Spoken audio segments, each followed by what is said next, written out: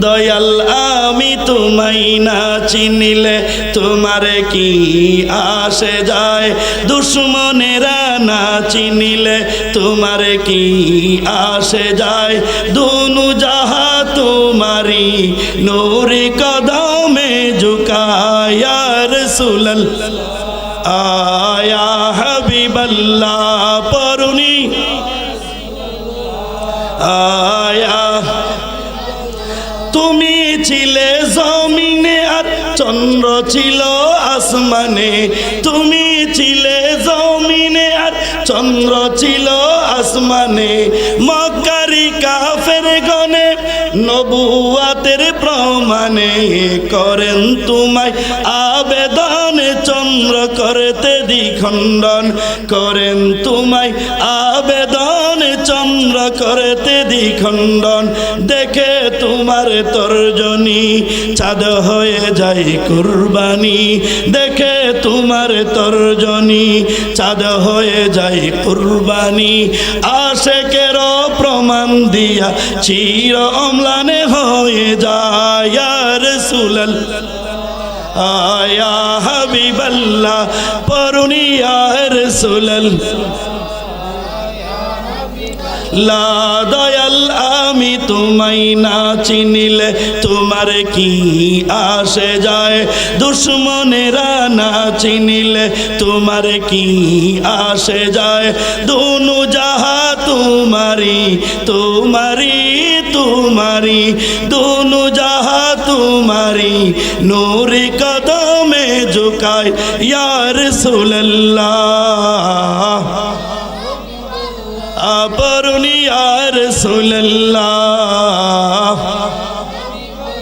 ভাইরা আমার, আমি বলতেছিলাম সর্বপ্রথম আমার দয়াল নবীকে কবর থেকে তোলা যখন হবে, আমার দয়াল নবী কবর থেকে উঠে জিবরাইল আমিনকে জিজ্ঞাসা করবে, জিবরাইল আমার গুনাহগার উম্মতের কি আল্লাহ জাহান্নামের দরজায় নিয়ে গেছে? আমার দয়াল নবীকে বলবে, না ইয়া রাসূলুল্লাহ, আপনার উম্মতদেরকে এখনো তো ডাকা হয় নাই। আমার আল্লাহ পাক ওই না ৭০,০০০ নূরের ফেরেশতা দিয়েছে আপনার রওজা শরীফ থেকে খোদার আরশে আজিমে আপনাকে মিছিলের সাথে নিয়ে যাওয়ার জন্য। যেরকম সুবহানাল্লাহ। ভাইরা আমার, আমার দয়াল নবী নিয়ে যাবে, দয়াল নবী কি নিয়ে যাবে। আমি যেই কথাটা বলতেছিলাম, ভাই রাসূলে পাক কবর থেকে যখন উঠবে তখন সর্বপ্রথম উম্মতের খবর নিবে। উম্মত যখন মারা যাবে, মানুষ যখন মারা যাবে, মারা যাওয়ার পরেও সর্বপ্রথম হৃদয় থেকে খবর নিবে যিনি, উনির নাম মুহাম্মাদুর রাসূলুল্লাহ। এরপরে কবরে যখন আপনাকে রাখবে, কবরে রাখার পরে দাফন যখন করা হবে, কবরটা অন্ধকার হবে না? বলেন না, কবরটা অন্ধকার হবে কি হবে না? কবরটা নিগুড় অন্ধকার হয়ে যাবে। অন্ধকার হয়ে যাওয়ার পরে তখন বান্দা ভয় পাবে, কারণ মানুষ রাত্রির বেলা যখন ঘুমায় তখন অন্ধকার ঘরে ঘুমায়, ঠিক কিনা? অন্ধকার ঘরে ঘুমাইলেও কবরের মতো অন্ধকার তো না, ঠিক কিনা? কবরের মতো অন্ধকার না, বিদঘুটে অন্ধকার। এরপরে হাত নাড়া যায় না, পাও নাড়া যায় না, সব কিছু দেখছে শুনছে, কিন্তু সে আমার রসুলে পাক বলে মানুষকে যখন দাফন করা হবে তখন সে তার হাত পাও গুলাতে তার শরীরটা যখন লাগবে তখন সে বুঝতে পারবে সে দুনিয়াতে আর নাই। তখন সে কি হয়ে যাবে? অসহায় হয়ে যাবে। বুবা ধরতে দেখছেন নি? বুবা, আমার কথা বলেন, বুবা ধরতে বুঝছেন? বুবা ধরে না মানুষে? বুবা ধরলে মানুষ কথা বলতে পারে, জিহ্বাটাও লাড়তে পারে না। ঠিক তদ্রূপ মানুষ সব আপনার আশেপাশে সবাই কথা বলতেছে, আপনি সবার কথা শুনতেছেন, আপনি জান দিয়ে সবার ডাকতেছেন, কিন্তু কেউ আপনার ডাকটা শুনে না। ঠিক আছে নি কথাটা? ঠিক তদ্রূপ আপনিও কবরে এইভাবে পড়ে থাকবেন, বুঝতেও পারবেন আপনি এখন আর দুনিয়াতে নাই, সবাই মিলে আপনার কবরের গর্তের মধ্যে দাফন করে দিছে, অসহায় হয়ে যাবেন। আমার রাসূল পাক সাল্লাল্লাহু আলাইহি সাল্লাম বলছেন, ওই কবরে যখন আমার উম্মত যখন অন্ধকার কবরে পড়ে যাবে তখন সর্বপ্রথম ওই কবরের মধ্যে আমি মদিনার নবী তশরিফ এত আস্তে কইলেন সুবহানাল্লাহ। কে নিবে? আল্লাহু আকবার। ইয়া রাসূলুল্লাহ।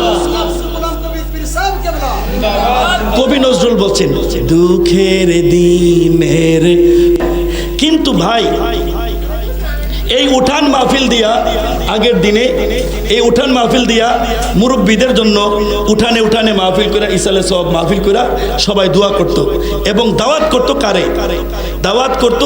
সকল আউলিয়া কেরাম, আড়াইবাড়ির পীর সাহেব হুজুর, সতরার পীর সাহেব হুজুর, সোনাকান্দার পীর সাহেব হুজুর, এরকম ভাবে ফুরকুলের পীর সাহেব হুজুর, এরকম যত ওলি আল্লাহ আছে তাদেরকে দাওয়াত করত। ঠিক কিনা? কি বলেন ঠিক কিনা? হ্যাঁ, কষ্ট হইতেছে আপনাদের? একটু দুরূদ শরীফ পড়ি। আল্লাহুম্মা সাল্লি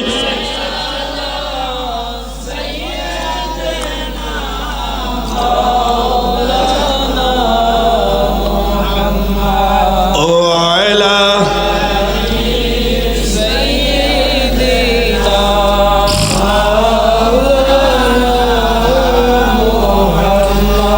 নবী তুমি আমার হয়ে যাও, আহা নবী তুমি আমার হয়ে, আমি তোমার তুমি আমার একবার কথা দাও, আমি তোমার একবার কথা দাও, নবী তুমি আমার হয়ে, আহা নবী তুমি, তোমায় ভালোবাসি হৃদয়ের টানে, মন বসে না কোনো কাজে তোমায় বিহনে, তোমায় ভালোবাসি হৃদয়ের টানে, মন বসে না কোনো কাজে তোমায় বিহনে, গুনাহগারুম মতো ডাকি একবার ফিরে চাও, গুনাহগারুম মতো ডাকি একবার ফিরে চাও, নবী তুমি আহা নবী তুমি আমার, আমি তোমার তুমি আমার একবার কথা দাও, আমি তোমার একবার কথা দাও, নবী তুমি আহা নবী তুমি আমার হয়ে। ভাইরা আমার, আমি বলতেছিলাম ওই না একটা সময় আপনাকে দুনিয়ার সবাই ভুলে যাবে, আপনার নামটাও কেউ জানবে না, ঠিক না? আজকে থেকে 300 বছর আগে যারা এই এলাকায় ছিল, কেউ না কেউ তো এলাকার মালিক ছিল, ঠিক না? যারা ছিল তাদের নাম কেউ জানি? তাদের কবর কোথায় আছে জানি? জানি না ভাই, কেউ জানি না, আমরা কেউ খবরও জানি না। কিন্তু ভাই আমাদেরকে ওই না কোথায় কবর হয়েছে, কিয়ামত পর্যন্ত আপনার সাথে সব সময় একটা যোগাযোগ যিনি রাখবে তিনির নাম মুহাম্মাদুর রাসূলুল্লাহ, কিয়ামত পর্যন্ত। শুধু তাই না, কিয়ামতের পরেও যেই দিন ইসরাফিল সিংগাফু দিবে, ইসরাফিল যেই দিন সিংগাফু দিবে, ইসরাফিল সিংগাফু দেওয়ার সাথে সাথে ইযা যুলজিলাতিল আরদু জিলজালাহা ওয়া আখরাজাতিল আরদু আথকালাহা ওয়া ক্বালাল ইনসানু মা লাহা ইয়াওমাইযিন তুহাদ্দিসু আখবারাহা বিআন্না রাব্বাকা আওহা লাহা। দুনিয়া তুলার মতো উঠতে থাকবে পাহাড়গুলা, সব মানুষ মিসমার হয়ে যাবে, একদম সারা পৃথিবী মিসমার হয়ে যাবে। যতগুলা বড় বড় পাথরের পাহাড় বাংলাদেশে পাহাড় আছে পার্বত্য এলাকায়, ঠিক না? কিন্তু যে পাহাড়গুলো আছে মাটির পাহাড়, কিন্তু যারা মধ্যপ্রাচ্যে গেছেন, সৌদি আরবে গেছেন, তারা গিয়ে কি দেখছেন? পাহাড়গুলা মাটির না, পাথরের পাহাড়। কিসের পাহাড়? পাথরের পাহাড়। এই পাথরগুলা তুলা লেপ তুষক যখন বানায়, তুলার মধ্যে বাড়ি দিলে তুলা বাতাসের সাথে উঠতে থাকে না? আমার আল্লাহ পাক বলছে দুনিত তুলার মতো পাহাড়গুলা উঠতে থাকবে। যেরকম না সুবহানাল্লাহ। এটার নাম হলো কিয়ামত। ইসরাফিল সিংহা ফু দিবে, তারপরে দুনিয়া ফানা হয়ে যাবে। তারপরে আমার আল্লাহ সুবহানাহু ওয়া তাআলা আবার আরেকটা ফু দিবে। জিবরাইল আমিনকে বলবে, জিবরাইল যাও যাও, সর্বপ্রথম মানুষদেরকে জাগ্রত করা দরকার। আমার বান্দারা কবরের মধ্যে অনেক দিন ধরে ঘুমাচ্ছে, তাদেরকে যাইয়া একটু জাগাইয়া তুলো। সর্বপ্রথমে কবর থেকে যারে জাগ্রত করবা তার নাম মুহাম্মাদুর রাসূলুল্লাহ সাল্লাল্লাহু আলাইহি ওয়াসাল্লাম। সর্বপ্রথম কবর থেকে উঠবে কে? আমার দয়াল নবী। কে উঠবে? জিবরাইল আমিনকে পাঠাইবে, যাও মদিনা শরীফে যাও। জিবরাইল আমিন আইসা দেখবে মদিনা শহরের অলি গলি পাহাড় পর্বত সব তো সমান হয়ে গেছে। এবার জিবরাইল আমিন আমার দয়াল নবীর রওজা মুবারক চিনবে না। রওজা শরীফকে উঠাই আল্লাহ জান্নাতে নিয়ে যাবে। জমিনটাকে সব সমান করে দেওয়া হবে। আমার দয়াল নবী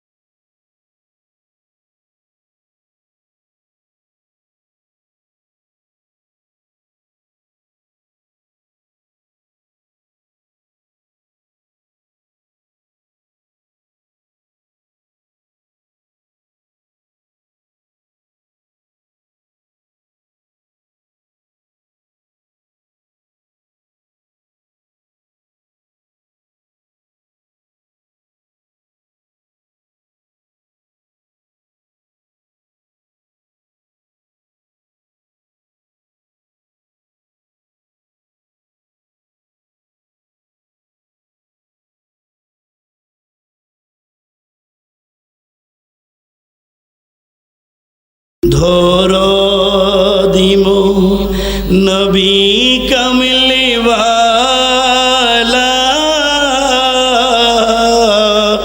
নবী কামলিওয়ালা তুমি আসবে জানি আধার রাতে জ্বলবে চেরাগ লালা নবী কামলিওয়ালা তুমি আসবে জানি এ আধার রাতে জ্বলবে চেরাগ লালা নবী কামলি। কবি নজরুল বলতেছে, কে বলতেছে? কবি নজরুল বলতেছে, ইয়া রাসূলুল্লাহ সবাই যখন চলে যাবে, কষ্ট হইতেছে আপনাদের? কষ্ট হইতেছে? কথাটা বলবো নি ভাইরা আমার? আজকে আপনাদেরকে এমন একটা কথা বলে যাব, একদিন তো আমরা থাকবো না। যখন আমরা এই দুনিয়া থেকে কবরে চলে যাব, তখন আমাদের কবরটা যেন জান্নাতি কবর হয়ে যায়। দরকার আছে না নাই? আমরা চাই কি চাই না? এমন একটা লেসন আপনাদেরকে দিয়া যাইব। আল্লাহ আমাদের সবাইকে বলার, শোনার এবং হৃদয়ে ধারণ করে আমল করার তৌফিক দান করুন। ভাইরা আমার, আমি বলতেছিলাম ভাই, দুনিয়ার সব মানুষ চলে যাবে, কেউ আপন, কেউ যত আপনই হোক না কেন, কেউ আপনার কবরে আসবে না। কিন্তু ভাই যিনি আসবেন তিনি হইলেন শাহে মদিনা। তিনি শুধু একদিন আইসাই দেখা যাবেন এমন না।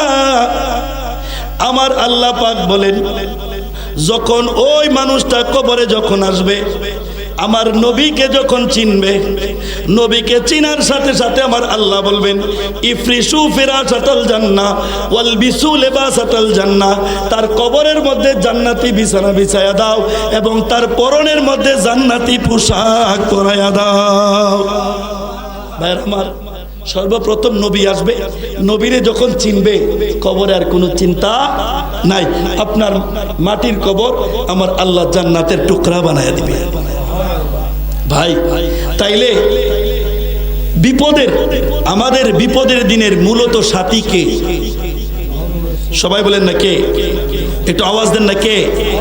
আপনজন, ছেলে মেয়ে, মেয়ের জামাই, আত্মীয় স্বজন? কেউ না, মূলত আপনজন কে? সবাই বলেন না কে? আমার দয়াল। এই জন্য আমার রসুলে পাকের জন্য নবীর সাহাবীরা এত পাগল কেন ছিলেন? আমরা যারা সুন্নিরা, আমরাও সবসময় নবী নবী করি। কারণটা কি? হাদিসে নববীতে দেখেন, একদিন আমার রসুলে পাকের একজন সাহাবী, মদিনায়ে তৈয়বায় আমার রসুলে পাক হিজরতের পরে, অনেক পরে, একদিন একজন সাহাবী যার নাম ছিল আব্দুল্লাহ। কি ছিল? আব্দুল্লাহ। উনি একদিন গভীর রাতে যাইয়া আমার রসুলে পাকের হুজরা মুবারকে সামনে বৈশা রয়েছে। আমার রসুলে পাক তাহাজ্জুদের নামাজ পড়ার জন্য উঠছেন। কিসের নামাজ? তাহাজ্জুদের নামাজ। আমরা পড়িনি? আল্লাহ আমাদের সবাইকে পড়ার তৌফিক দান করুক। সবাই বলেন না? আর একটু মহব্বতে কোন? তাহাজ্জুদের নামাজ যে পড়ে, আমার আল্লাহ তার জন্য দুজকের আগুন হারাম করে দেয়। ভাইরা আমার, আমার দয়াল নবী তাহাজ্জুদের নামাজ পড়ার জন্য উঠছেন। ওযু করবেন, আমার দয়াল নবী ওযু করবেন। হুজরা মুবারকের দরজাটা যখন খুললেন, খুইলা দেখেন একজন মানুষ বসে আছে, পরনের মধ্যে কোনো কাপড় নাই, একটা ছোট্ট উড়না। মহিলারা উড়না পরে না? মহিলাদের উড়না দিয়া কোন রকম লজ্জাস্থানটা ঢাইকা রাখছেন। আমার দয়াল নবী যখন উনার হুজরা মুবারকের সামনে ওই মানুষটারে দেখলেন, দেখা বললেন, এই বাচ্চারা তুমি কে? বলছে, হুজুর আমার নাম আব্দুল্লাহ। বলছে, তুমি কোথায় থেকে আসছো? বলছে, হুজুর আমার বাড়ি মক্কাতুল মুকাররমা। বলছে, এখন কই থেকে আসছো? বলছে, হুজুর মক্কা থেকে আসছি। যেরকম না সুবহানাল্লাহ। মক্কা থেকে কবে রওনা হইছো? বলছে হুজুর অনেক দিন আগে। তখন তো আর কোনো বিকল্প রাস্তা ছিল না। বলছে তোমার এই অবস্থা কেন? বলছে হুজুর আমি যখন ছোট ছিলাম তখন আমার আব্বাজান মারা যায়। আমার আম্মাজান উনি আমাকে ফেলে আর যান নাই। তখন আমার আম্মাজান আমাকে আমার জন্য উনি আর কোথাও বিবাহ শাদীও করেন নাই। এমন আছে না? হ্যাঁ, অনেক মহিলা আছে একটা সন্তানের দিকে তাকাইয়া জীবনটা কাটাইয়া দেয়। আমার দয়াল নবীর সাহাবী বলছে হুজুর আমার আম্মা হুজুর আর কোথাও বিয়া করেন নাই আমার দিকে তাকায়া। কিন্তু দয়াল নবী ওই না আমার লালন পালনের দায়িত্ব ছিল আমার চাচা জানের। আমার চাচা আমার লালন পালনের যত খরচ সবকিছু আমার চাচা দিতেন। আমার আমার আমার আমার আমার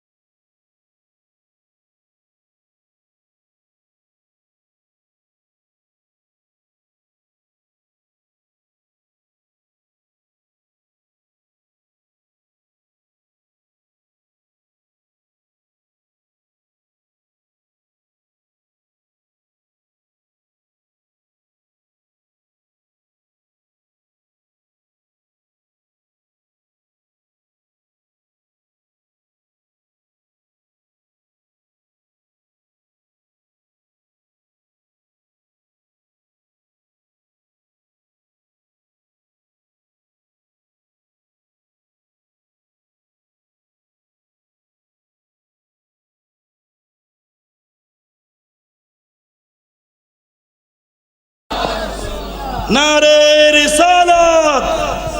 পীর সাহেব কেবলার আগমন, পীর সাহেব কেবলার আগমন।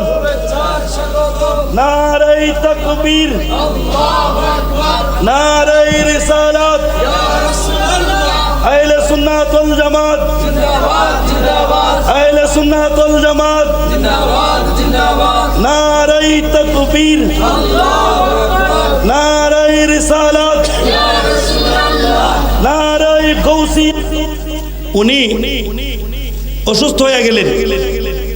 আমার রসুল জিজ্ঞাসা করলেন, আব্দুল্লাহ, জীবনে যেই কুরবানি তুমি দিছ নবীর জন্য, তুমি তো এখন মুমূর্ষ অবস্থায়, তুমি কি চাও? বলছে, হুজুর, আমি আমার মা, আমার সম্পদ, বাড়িঘর সব ছেড়ে আপনি নবীর জন্য চলে আসছি। আমি শুধু আপনার কাছে একটা জিনিস চাই। বলছে, কি? ইয়া রাসূলুল্লাহ, পরকালে আপনি নবীর সাথে জান্নাত চাই। যেরকম না, সুবহানাল্লাহ। আয় হায় হায়। এই কথা বইলা ওনার ইন্তেকাল হয়ে গেছে। যখন ওনার ইন্তেকাল হয়ে গেছে, তখন আমার নবীর সাহাবায়ে কেরাম হযরতে আবু বকর, হযরতে বেলাল হাবশী এবং হযরতে উসমান জিন নৌরাইন, আব্দুল্লাহ ইবনে মাসউদ, ৬০ জন সাহাবীকে আমার রাসূল পাক দায়িত্ব দিলেন, আমার আব্দুল্লাহরে গোসল করাও। আমার রাসূল পাক দাঁড়ায় দাঁড়ায় দেখলেন ওনার গোসল হয়েছে। আয় হায় হায়, অবস্থাটা দিয়ে মনে হইতো। আমার দয়াল নবী বলছেন, গোসল করাইয়া কফিন পরাইছেন। আমার দয়াল নবী ইমাম হইয়া ওই আব্দুল্লাহর জানাজা পড়েছেন। জানাজা পড়ার পরে ওই আমার দয়াল নবীর সাহাবীরা ওনার কফিনটা জান্নাতুল বাকির দিকে নিয়ে যাচ্ছেন। রাত্রির বেলা হয়ে গেল, এশারের নামাজের পরে ওনার জানাজা হয়েছে। জানাজার পরে হযরতে বেলাল হাবশী ওই কফিনের সামনে দিয়ে একটা বাতি, জালোর বাতি ধইরা উনি সামনে সামনে হাঁটতেছে। আমার দয়াল নবীর সাহাবায়ে কেরাম ডানের দিকে তাকা, বামের দিকে তাকায়া দেখে আমার দয়াল নবী নাই। উনাকে দ্রুত গতিতে উনার কবরের মধ্যে নিয়ে গেছেন। নিয়ে আমার দয়াল নবীকে ছাড়া কেমনে নামাইবেন, তারা কবরের সামনে লাশ নিয়ে গেলেন। নিয়া তখন তারা প্রস্তুতি নিলেন উনাকে কবরের মধ্যে নামাবে। প্রস্তুতি নিয়া যখন কবরে নামতে গেলেন, গিয়া দেখেন ওই কবরের মধ্যে আমার দয়াল নবী নেমে আছে। আমার দয়াল নবীর এই দৃশ্য দেখা আমার দয়াল নবীর সাহাবায়ে কেরামের মধ্যে গড়াগড়ি লাইগা গেল। আয় হায় রে, আব্দুল্লাহ কত ভাগ্যবান, যার কবরে ওই আব্দুল্লাহর পিঠ লাগার আগে আমার দয়াল নবী যার কবরের মধ্যে নেমেছে। এমন কপাল যদি আমাদের হইতো, এই কথা বলতে বলতে আমার দয়াল নবীর সাহাবীদের মধ্যে ঘোরাঘুরি লাগা শুরু হয়ে গেছে। আমার দয়াল নবীর সাহাবায়ে কেরাম অজরে কান্না করতে শুরু করলেন। আমার দয়াল নবী ওই কবর থেকে আস্তে আস্তে উঠলেন। উঠার পরে আমার দয়াল নবী কবরের মধ্যে নিজে শোয়ায়া দিলেন। শোয়ায়া দিয়া উনি বলতেছেন, আমার দয়াল নবী ওই আব্দুল্লাহকে কবরের মধ্যে নামাই দিয়া উনি আমার দয়াল নবী কবরের মধ্যে হাত তুলে দোয়া করলেন, আল্লাহ, আমার এই যুবক সাহাবী আব্দুল্লাহ জীবনে অনেক কুরবানি করে আমি নবীর প্রেমের পরীক্ষা দিয়েছে। আল্লাহ, আমার আব্দুল্লাহকে আজকের এই কবর দেওয়া পর্যন্ত আল্লাহ আমি আমার আব্দুল্লাহর উপরে রাজি ও খুশি ছিলাম। আল্লাহ, আল্লাহ তুমি আমার আব্দুল্লাহর উপরে আল্লাহ তুমিও খুশি হইয়া যাও। এই বইলে আমার দয়াল নবী অজরে কানতে আছেন। আমার দয়াল নবীর সাহাবীদের মধ্যেও কান্নার রুল পইরা গেছে। আয় হায় রে, আমার দয়াল নবী যার কবরের মধ্যে নামছে তার কোনো চিন্তা আছে? বলেন না, চিন্তা আছে? ভাইয়ের আমার ওয়াজ এইখানেই শেষ। আমি যেই কথাটা বুঝাইতে চাইছি ভাই, যদি আশিকে রাসূল হয়, আমার নবীরে যদি আপনি ভালোবাসেন, তাইলে আপনার দয়াল নবী আপনি পৃথিবীর যেই কোনো প্রান্তেই হন না কেন, দুনিয়ার মানুষেরা আপনাকে মাটির কবরে যখন নিয়ে যাবে, দুনিয়ার কোনো মানুষ দেখবে না। দুনিয়ার মানুষেরা কবরে আপনাকে রাখার আগে আমার মদিনার কামলেওয়ালা নবী আপনাকে কুলের মধ্যে তুলে নিবে। যেমন ইমাম বুখারী, বুখারীর নাম শুনছেন নি? একটু আওয়াজ দেন। ইমাম বুখারীর নাম শুনছেন?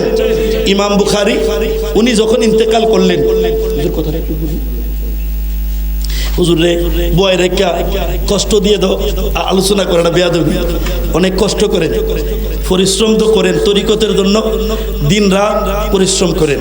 আল্লাহ ওনাকে বেলায়েতের আলী মাকাম নসিব করুন। আর একটু মহব্বতে করুন না, আমিন।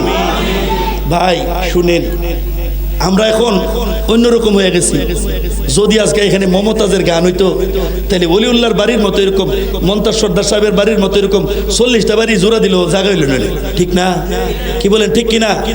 আবার এমন কিছু বক্তাও আছে টান আর টুনে ভরা, কিন্তু কথা কি কয়, কোরআন না হাদিস, এটার খবর নাই। কিন্তু আমার রসুল পাক একটা সাবধান আগে করেছে, ফাদাল্লু ও আদাল্লু, এগুলো কিছু কিছু আছে নিজেও গুমরা, নিজে কানা পথ চিনে না, পরকে ডাকে বারংবার, এত দেখি কানার হাট বাজার। আমাদের দেশে কিন্তু এই অবস্থা হয়ে গেছে। আগের দিনে মানুষের বাড়ি বাড়ি মাহফিল হইতো, মাহফিলে দাওয়াত দিত কারে? সোনাকান্দার বিশ্বাস বুজুর রে, আড়াইবাড়ির বিশ্বাস বুজুর রে, দৌলতপুরের বিশ্বাস বুজুর রে, সতুরের বিশ্বাস বুজুর রে, ফুরকুলের বিশ্বাস বুজুর রে, ঠিক কিনা? সব অলি আল্লাহদেরকে জমাইতেন, কারণ তারা ছিল মুস্তাজিবুদ দাওয়াত। তারা যখন আল্লাহর দরবারে হাত উঠায় দোয়া করতেন, তুমি বিনে কারো কাছে আল্লাহ করিব রুদন, তুমি বিনে কে বুঝিবে আমার মনের রিবে, তুমি বিনে কে বুঝিবে আমরা মনের রিবে, ঠিক না? কি করিব, কোথায় যাব, আল্লাহর সঙ্গে নাই মোর করি, খেয়া ঘাটে গিয়া যেন আল্লাহ কি যে উপায়, খেয়া ঘাটে গিয়া যেন আল্লাহ কি যে উপায়। যখন আল্লাহর ওলিরা এইভাবে রাত্রির বেলা ওই না অনেক দূরে দূরে মাহফিলের মধ্যে গভীর রাত্রে যখন মুনাজাত করত, অনেক এলাকার মানুষেরা গভীর রাত্রে, মহিলারা ঘুম থেকে উইঠা গভীর রাতে ওই না অমুক জায়গার বিশ্বাস বুজুর দোয়া করতেছে, ওইটা হাতটা বাড়ায়া বাড়ায়া ওই না ঘরের মধ্যে বিছানায় বয়া বয়া বিনায়া বিনায়া কান্ত, আল্লাহ সোনাকান্দার হুজুরের ওসিলায় তুমি মাফ কইরা দাও। আল্লাহ তুমি যদি ক্ষমা না করো মাওলা, বলো আমাদেরকে আর কে আছে ক্ষমা করবে?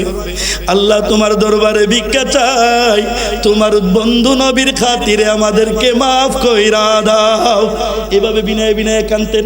আগের দিনে বুজুর্গ মানুষেরা কি করতেন? ওয়াজ করতেন, দোয়া করতেন, তাদের দোয়া আল্লাহ কবুল করতেন, ঠিক কিনা? আল্লাহ তাদের দোয়া কবুল করতেন। এখন চিত্রটা ভিন্ন।